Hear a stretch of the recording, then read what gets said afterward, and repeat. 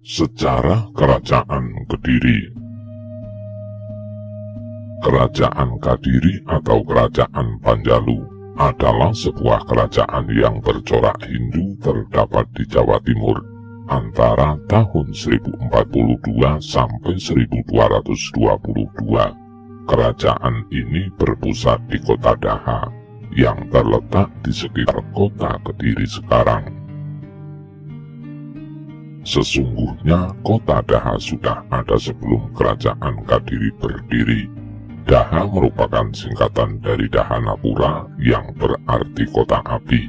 Nama ini terdapat dalam prasasti Pambatan yang dikeluarkan Airlangga tahun 1042. Hal ini sesuai dengan berita dalam serat calon Arang bahwa saat akhir pemerintahan Airlangga, pusat kerajaan sudah tidak lagi berada di Kahuripan, melainkan pindah ke Daha. Kerajaan ini merupakan salah satu dari dua kerajaan pecahan Kahuripan pada tahun 1045. Wilayah Kerajaan Kediri adalah bagian selatan Kerajaan Kahuripan. Pada akhir November 1042, Airlangga terpaksa membelah wilayah kerajaannya karena kedua putranya bersaing memperebutkan tahta. Putra yang bernama Sri Samarawijaya mendapatkan kerajaan barat bernama Panjalu yang berpusat di kota baru yaitu Daha. Sedangkan putra yang bernama Mapanjika Rasakan mendapatkan kerajaan timur bernama Janggala yang berpusat di kota lama yaitu Kahuripan. Tidak ada bukti yang jelas bagaimana kerajaan tersebut dipecah dan menjadi beberapa bagian. Dalam bab disebutkan bahwa kerajaan dibagi 4 atau 5 bagian. Tetapi dalam perkembangannya hanya dua kerajaan yang sering disebut yaitu Kediri atau Panjalu dan Jenggala.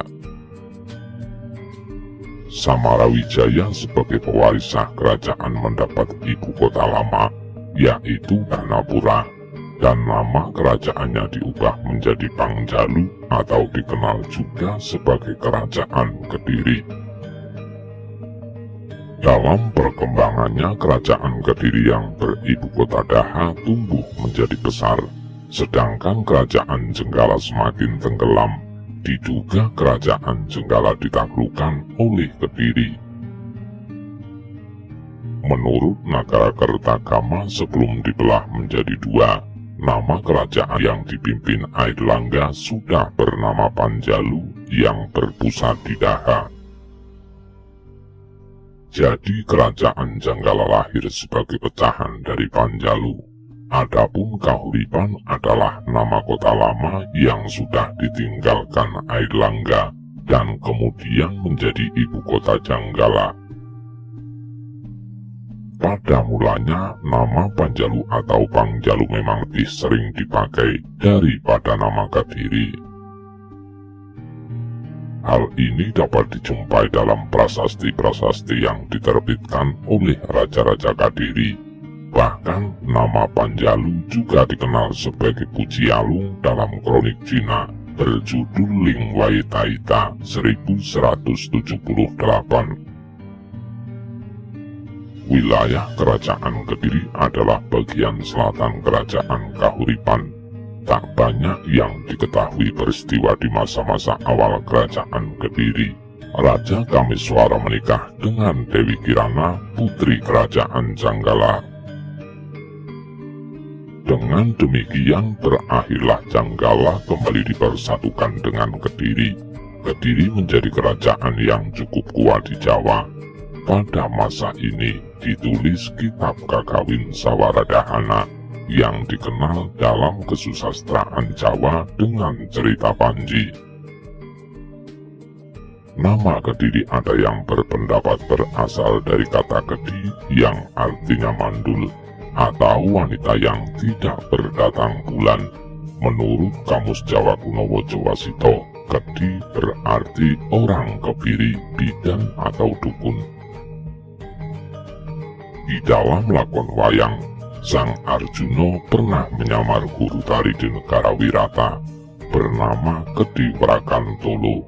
Bila kita hubungkan dengan nama tokoh Dewi Kili Suci yang bertapa di Gua Selo Mangleng, Kedhi berarti suci atau wadah. Di samping itu, kata Kediri berasal dari kata diri yang berarti adek angdiri, menghadiri atau menjadi raja, bahasa Jawa Jumenengan. Untuk itu dapat kita baca pada prasasti Wanua tahun 830 Saka yang diantaranya berbunyi: Ing Saka 706 Citrono Sodana Misaklapa Kasawara Angdiri Rage Panaraban. Artinya pada tahun Saka 706 atau 734 Masehi bertahta Raja Pake Panaraban. Nama Kediri banyak terdapat pada kesusastraan kuno yang berbahasa kuno seperti Kitab Samaradana, Pararaton, Negara Kertagama, dan Kitab Calon Arang. Demikian pula pada beberapa prasasti yang menyebutkan nama Kediri seperti prasasti Ceper berangkat tahun 1109 Saka yang terletak di Desa Ceker, sekarang Desa Sukoanyar, Kecamatan Mojo. Dalam prasasti ini menyebutkan karena penduduk Ceker berjasa kepada raja, maka mereka memperoleh hadiah tanah perdikan. Dalam prasasti itu tertulis Sri Maharaja masuk Risi Minani Naring Bui Kadiri. Artinya raja telah kembali ke Simanya atau harapannya di bumi Kadiri. Prasasti Kamulan di Desa Kamulan Kabupaten Trenggalek yang berangkat tahun 1116 Saka, tepatnya menurut Damais tanggal 31 Agustus 1194. Pada prasasti itu juga menyebutkan nama Kediri yang diserang oleh raja dari kerajaan sebelah timur, Akani Satruwadia Kalasangka Purnowo, sehingga raja meninggalkan istananya di Katang-Katang. Tatkala nin kentar sangke kadetuan ring Katang-Katang deni Girmal Yati Kaprabun Sri Maharaja Siniwi ring bumi Kadiri. Tatkala Begawan Tabari memperoleh anugerah tanah perdikan dari Raja Rakelayang Dyah Tulodong yang tertulis di ketiga prasasti Harinjing. Nama Kediri semula kecil lalu berkembang menjadi nama kerajaan Panjalu yang besar dan sejarahnya terkenal hingga sekarang. Perkembangan Panjalu. Masa-masa awal kerajaan Panjalu atau Kediri tidak banyak diketahui.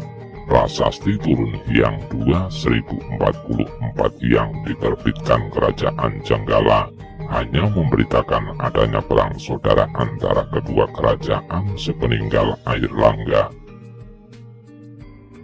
Sejarah kerajaan Panjalu mulai diketahui dengan adanya prasasti Sirah Keting tahun 1104 atas nama Sri Jayawarsa. Raja-raja sebelum Sri Jayawarsa hanya Sri Samarawijaya yang sudah diketahui, sedangkan urutan raja-raja sesudah Sri Jayawarsa sudah dapat diketahui dengan jelas berdasarkan prasasti-prasasti yang ditemukan.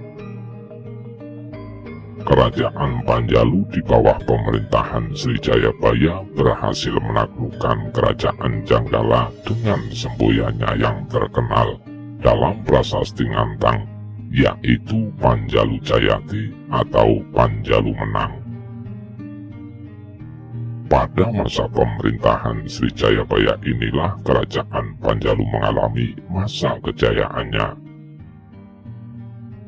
Wilayah kerajaan ini meliputi seluruh Jawa dan beberapa pulau di Nusantara, bahkan sampai mengalahkan pengaruh kerajaan Sriwijaya di Sumatera. Hal ini diperkuat kronik Cina berjudul Ling Wai Taita karya Zhou Kufei tahun 1178, bahwa pada masa itu negeri paling kaya selain Cina secara berurutan adalah Jawa dan Sumatera. Saat itu yang berkuasa di Arab adalah Bani Abbasiyah. Di Jawa ada kerajaan Panjalu, sedangkan Sumatera dikuasai kerajaan Sriwijaya. Penemuan situs Tondo Wongso pada awal tahun 2007 yang diyakini sebagai peninggalan kerajaan Kediri diharapkan dapat membantu memberikan lebih banyak informasi tentang kerajaan tersebut. Runtuhnya kerajaan Kediri. Kerajaan Panjalu Kediri runtuh pada masa pemerintahan Kertajaya dan dikisahkan dalam Pararaton dan Negara Kertagama. Pada tahun 1222, Kertajaya sedang berselisih melawan kaum Brahmana yang kemudian meminta perlindungan Ken Arok Akukutumapel. Kebetulan Ken Arok juga bercita-cita memerdekakan Tumapel yang merupakan daerah bawahan Kediri. Perang antara Kediri dan Tumapel terjadi dekat desa Kanter. Pasukan Ken Arok berhasil menghancurkan pasukan Kertajaya. Dengan demikian berakhirlah masa kerajaan Kediri, yang sejak saat itu kemudian menjadi bawahan Tumapel atau Singasari. Raja-raja yang memerintah Daha. Berikut adalah nama-nama raja yang pernah memerintah di Daha, ibu kota Kediri, pada saat Daha menjadi ibu kota kerajaan yang masih utuh. 1. Airlangga merupakan pendiri kota Daha sebagai pindahan kota Kahuripan. Ketika ia turun tahta tahun 1042, wilayah kerajaan dibelah menjadi dua. Daha kemudian menjadi ibu kota kerajaan bagian barat, yaitu Panjalu. Menurut Nagara Kertagama, kerajaan yang dipimpin Airlangga tersebut sebelum dibelah sudah bernama Panjalu. Pada saat Daha menjadi ibu kota Panjalu, 1. Sri Samarawijaya merupakan putra Airlangga yang namanya ditemukan dalam prasasti Pambatan. 2. Sri Jayawarsa. Berdasarkan prasasti Sirah Keting, tidak diketahui dengan pasti apakah ia adalah pengganti langsung Sri Samarawijaya atau bukan. 3. Sri Bameswara. Berdasarkan prasasti Padelegan, prasasti Panumbangan, dan prasasti Tanggilan. 4. Sri Jayabaya merupakan raja terbesar Panjalu. Berdasarkan prasasti Ngantang, prasasti Talang, dan Kakawin Bratayuda. 5. Sri Sarweswara. Berdasarkan prasasti Padelegan II dan prasasti Kahyunan. 6. Sri Aryeswara. Berdasarkan prasasti Angin. 7. Sri Gandra. Berdasarkan prasasti Jaring. 8. Sri Kameswara. Berdasarkan prasasti Ceker dan Kakawin Samaradahana. 9. Kertajaya. Berdasarkan prasasti Galunggung, prasasti Kamulan, prasasti Palah, prasasti Wates Kulon, Nagara Kertagama, dan Pararaton. Jayabaya adalah raja kerajaan Kediri. Pada masa kekuasaannya, Kediri memperluas wilayahnya hingga ke pantai Kalimantan. Pada masa ini pula Ternate menjadi kerajaan subordinat di bawah Kediri. Waktu itu Kediri memiliki armada laut yang cukup tangguh. Jayabaya disebut dalam kakawin Baratayuda yang digugah oleh Empu Panuluh dan Empu Sedah. Dewasa ini, nama Jayabaya di tanah Jawa juga sering dipakai dalam hal-hal yang berhubungan dengan eskatologi. Jayabaya dikenal sebagai peramal Indonesia masa depan, meski hal tersebut hanyalah karangan Ronggowarsito saja. Raja terakhir Kediri adalah Kertajaya. Kertajaya dikenal sebagai raja yang kejam, bahkan meminta rakyat untuk menyembahnya. Ini ditentang oleh para Brahmana. Sementara itu di Tumapel, wilayah bawahan Kediri di daerah Malang, terjadi gejolak politik. Ken Arok membunuh penguasa Tumapel Tunggul Ametung dan mendirikan kerajaan Singasari. Ken Arok kemudian memanfaatkan situasi politik di Kediri. Ia beraliansi dengan Brahmana dan lalu menghancurkan Kediri. Dengan meninggalnya Kertajaya, Kediri menjadi wilayah kerajaan Singasari. Pada saat Daha menjadi bawahan Singasari, kerajaan Panjalu runtuh tahun 1222 dan menjadi bawahan Singasari. Berdasarkan prasasti Mula Mulurung, diketahui raja-raja Daha zaman Singasari yaitu 1. Mahisa Wongateleng putra Ken Arok, 2. Kuningbaya adik Mahisa Wongateleng, 3. Tohjaya kakak Kuningbaya, 4. Kertanagara cucu Mahisa Wongateleng yang kemudian menjadi Raja Singasari. Pada saat Daha menjadi ibu kota Kediri, 1. Jayakatwang adalah keturunan Kertajaya yang menjadi Bupati Kelang-Kelang. Tahun 1292, ia memberontak hingga menyebabkan runtuhnya kerajaan Singasari. Jayakatwang kemudian membangun kembali kerajaan Kediri, tapi pada tahun 1293, ia dikalahkan Raden Wijaya, pendiri Majapahit. Pada saat Daha menjadi bawahan Majapahit, sejak tahun 1293, Daha menjadi negeri bawahan Majapahit yang paling utama. Raja yang memimpin bergelar Bredaha, tapi hanya bersifat simbol, karena pemerintahan harian dilaksanakan oleh Patih Daha. Para pemimpin Daha zaman Majapahit antara lain: 1. Jayanegara tahun 1295 sampai 1309 didampingi Patih Lembusora. 2. Raja Dewi tahun 1309 sampai 1370-an didampingi Patih Arya Tilam, kemudian Gajah Mada. Setelah itu, nama-nama pejabat Bredaha tidak diketahui dengan pasti.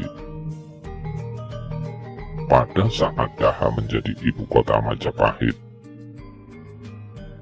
menurut Suma Oriental tulisan Tommy Pires pada tahun 1513, Daha menjadi ibu kota Majapahit yang dipimpin oleh Batara Wijaya.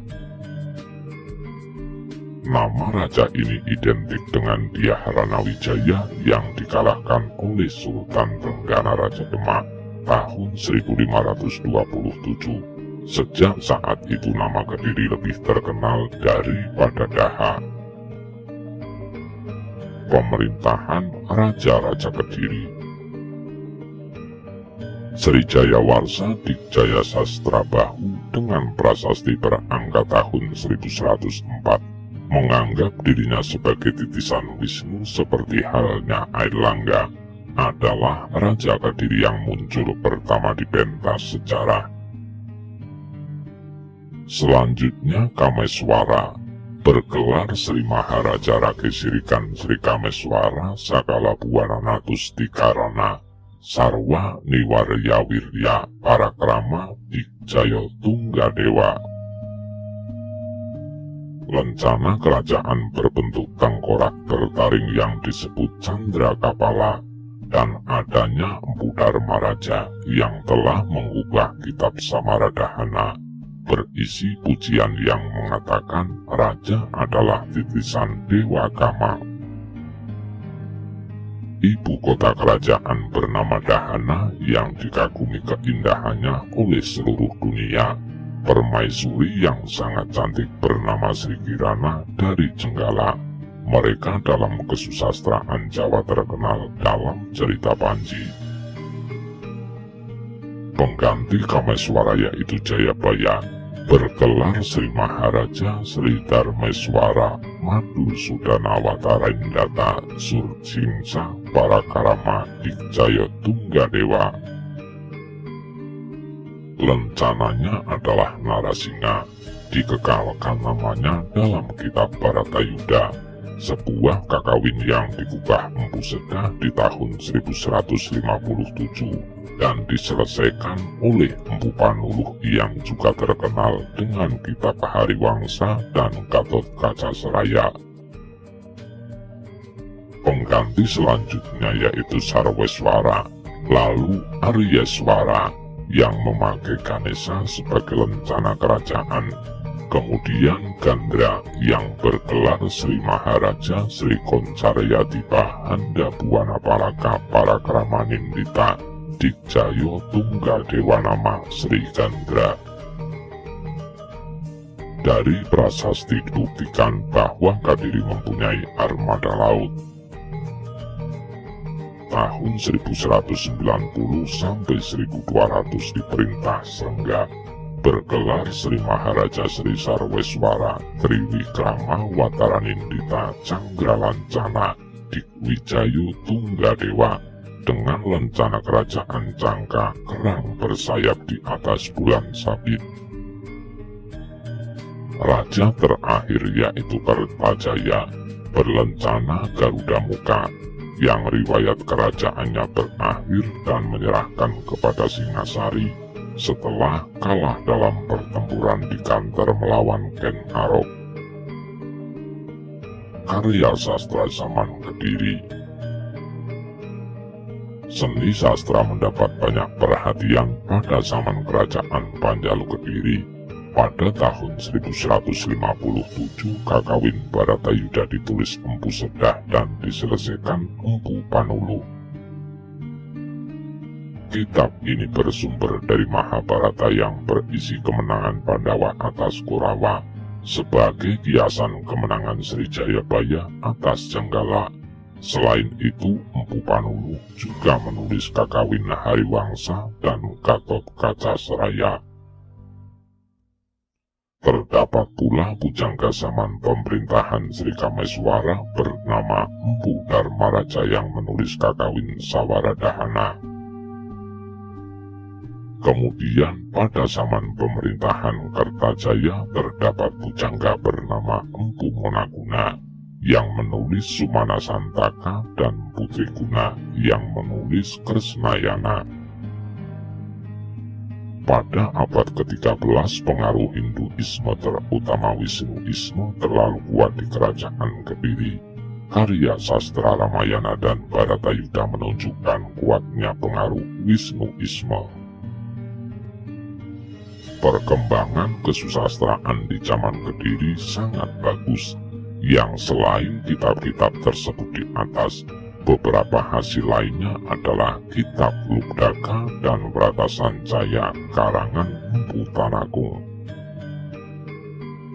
Merupakan karya Empu Tanakung yang digubah pada masa pemerintahan Raja Dyah Suprabawa, Raja Majapahit ke-10 yang memerintah tahun 1463 Masehi, seperti tercantum dalam Piagam Sendang Sedati.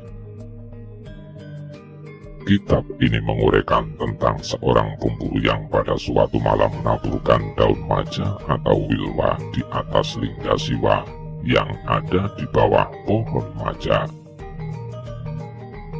Sebagai tanda terima kasih, Dewa Siwa kemudian mengizinkan Lugdaka masuk ke dalam taman surga. Cerita ini merupakan saduran dari mitologi India yang bertalian dengan upacara keagamaan Sivaratri yang pada zaman Majapahit sudah dirayakan. 1. Kitab Kresnayana karangan Empu Triguna. 2. Kitab Sumana Santaka karangan Empu Monaguna. 3. Samaradahana diciptakan oleh Empu Dharmaraja pada pemerintahan Kamiclara. 4. Mahabharata Bharatayuda diterjemahkan oleh Empu Sedah dan Empu Panulu pada pemerintahan Jayabaya yang merupakan raja sekaligus dikenal ahli nujum. Selain itu, ada beberapa keterangan yang terdapat dalam berita-berita Tionghoa, seperti di kitab Lingwai Taita yang disusun Choku Wefe di tahun 1178 dan kitab Chufanji oleh Zhao Zhuhua di tahun 1225. Orang-orangnya memakai kain sampai di bawah lutut, rambut diurai, rumah-rumah bersih dan rapi, lantai berubin hijau dan kuning. Pertanian, peternakan, serta perdagangan maju dan kerajaan penuh perhatian. Tidak ada hukuman badan yang bersalah didenda emas, pencuri dan perampok yang tertangkap dibunuh. Alat pembayaran adalah mata uang. Orang sakit bukan makan obat, tapi mohon sembuh para dewa dan Buddha. Raja berpakaian sutra, sepatu kulit, memakai emas-emasan, rambut disanggul. Raja keluar naik gajah atau kereta, diiringi 500-700 prajurit dan rakyat jongkok. Raja dibantu 4 menteri. Gaji dari menerima hasil bumi lainnya sewaktu-waktu. Selain agama Buddha, ada agama Hindu. Rakyat lekas naik darah dan suka berperang, suka mengadu babi dan ayam. Bangkitnya Kerajaan Kediri. Ketika Singasari berada di bawah pemerintahan Kertanegara, terjadilah pergolakan di dalam kerajaan. Jayakatwang, Raja Kediri yang selama ini tunduk kepada Singasari, bergabung dengan Bupati Sumenep atau Madura untuk menjatuhkan Kertanegara. Akhirnya pada tahun 1292, Jayakatwang berhasil mengalahkan Kertanegara dan membangun kembali kejayaan Kerajaan Kediri. Runtuhnya Kediri setelah berhasil mengalahkan Kertanegara, Kerajaan Kediri bangkit kembali di bawah pemerintahan Jayakatwang. Salah seorang pemimpin pasukan Singasari, Raden Wijaya, berhasil meloloskan diri ke Madura. Karena perilakunya yang baik, Jayakatwang memperbolehkan Raden Wijaya untuk membuka hutan tarik sebagai daerah tempat tinggalnya. Pada tahun 1293, datang tentara Mongol yang dikirim oleh Kaisar Kubilai Khan untuk membalas dendam terhadap Kertanegara. Keadaan ini dimanfaatkan Raden Wijaya untuk menyerang Jayakatwang. Ia bekerja sama dengan tentara Mongol dan pasukan Madura di bawah pimpinan Arya Wiraraja untuk menggempur Kediri. Dalam perang tersebut, pasukan Jayakatwang mudah dikalahkan. Setelah itu, tidak ada lagi berita tentang Kerajaan Kediri.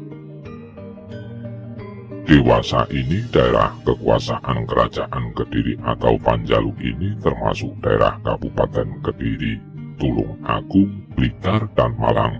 Suatu hal yang cukup menarik bahwa letak prasasti Raja-Raja Kediri itu hampir sebagian besar terdapat di daerah Kabupaten Blitar sekarang.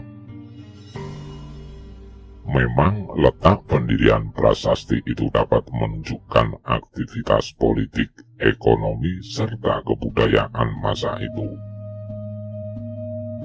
Prasasti-prasasti raja-raja Kediri itu membuat nama desa-desa kuno di daerah Kabupaten Blitar yang sekarang sebagian besar masih bertahan nama seperti ketika diresmikan untuk pertama kalinya. Nama-nama desa itu karena perkembangan zaman kemudian berubah. Desa-desa yang memegang peranan penting semasa menjadi daerah kekuasaan Kerajaan Panjalu antara lain ialah dengan Pandelegan, dekat ikatan Desa Mleri, yang sekarang termasuk daerah Kecamatan Srengat. Demikian pula penduduk desa-desa Penumbangan atau Bumbung Karangrejo Talan atau Guri Jepun.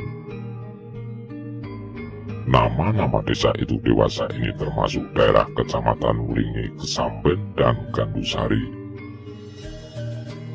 Penduduk di desa-desa tersebut telah menunjukkan kebaktiannya kepada raja, sehingga dianugerahkan status Swatantra dengan hak simayang turun-temurun. Daerah di sebelah selatan Sungai Brantas pada masa pemerintahan Kerajaan Kediri pun tampil dalam sejarah. Hal itu terbukti dengan adanya sebuah prasasti yang berhubungan dengan penduduk Desa Jaring, Sumber Arum, Kecamatan Lodoyo sekarang.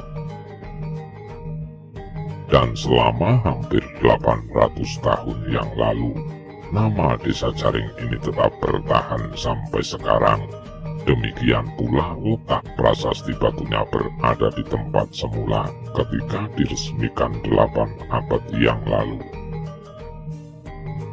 Rahayu, Rahayu, Rahayu.